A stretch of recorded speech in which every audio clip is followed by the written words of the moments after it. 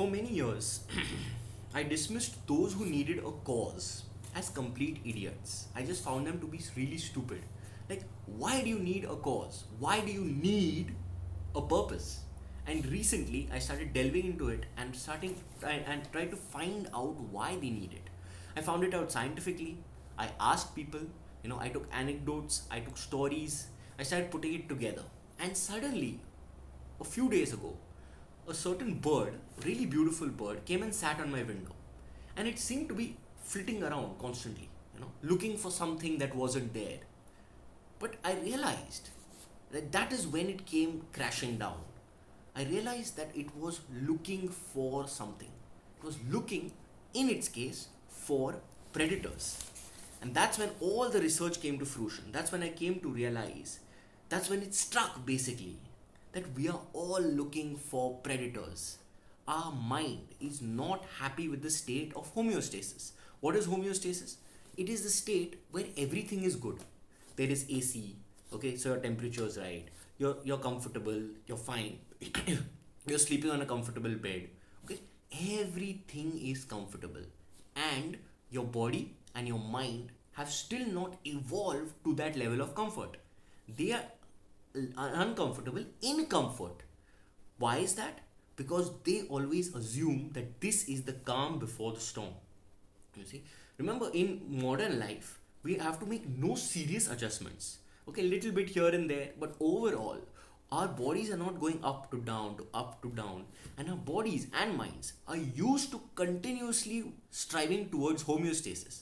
When you don't give them that striving, then they start playing with you. And then, if they don't find the storm, if they think there's too much calm before the storm, they will create the storm in things that you can destroy. For example, your relationships, okay, the people you love. You fight, you end up fighting with them, you end up doing stuff with them, you end up screwing up your career. You feel like doing certain weird things. Haven't you ever felt that? They call it the call of the void. You feel like doing certain things which are completely irrational. Oh, there's a cliff, I want to jump. Why is that? Because you are so comfortable in your existence that your body and mind are fighting against it. They are trying to make you uncomfortable so that they can become comfortable. In their dictionary, if you're not moving, you are dead. If you're not adjusting, you are dead. Why is that? Because if you're in the bush and you're not constantly moving, if sharks are not constantly moving, anyone in nature is always alert at some level, except humanity. And that's when the brain takes over and says, now we must be alert. Now we must create problems so as to feel uncomfortable. Okay. Now, there are two ways to view this. One is what Joe Rogan is saying, where he says consciously create your own storm. He doesn't say it in those words, but I'm paraphrasing. He says have a hard workout so that the rest of life can be easy. You need something to be hard. My point of view is slightly different.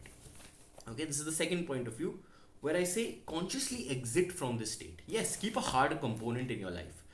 Keep it, but be conscious of it and slowly phase it out. Your body may still need blood flow, but your brain does not need problems. It does not need thoughts constantly. Right?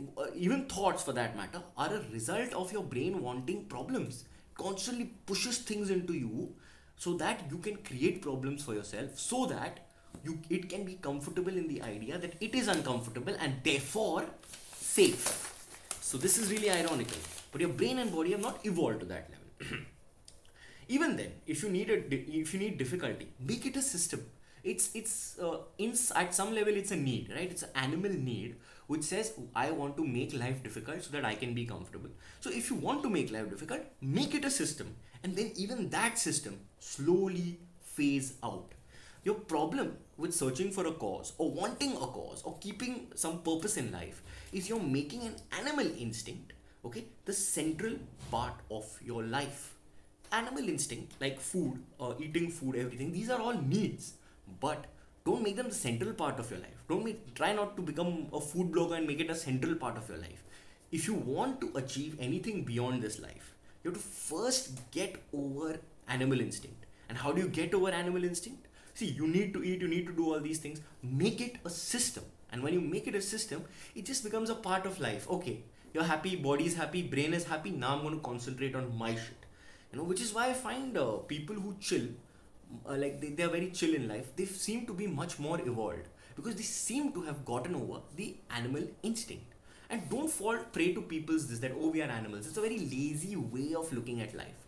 Yes, you are an animal, but it is time to analyze it and it is time to get above it. Don't fight it. That's ridiculous. You can't fight a billion-year-old animal. It has too much instinct. It has too much it's evolved just to fight.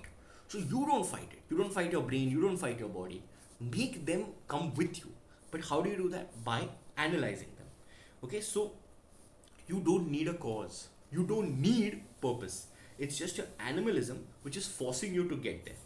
Get off civilized life and get off the treadmill. That's the main thing.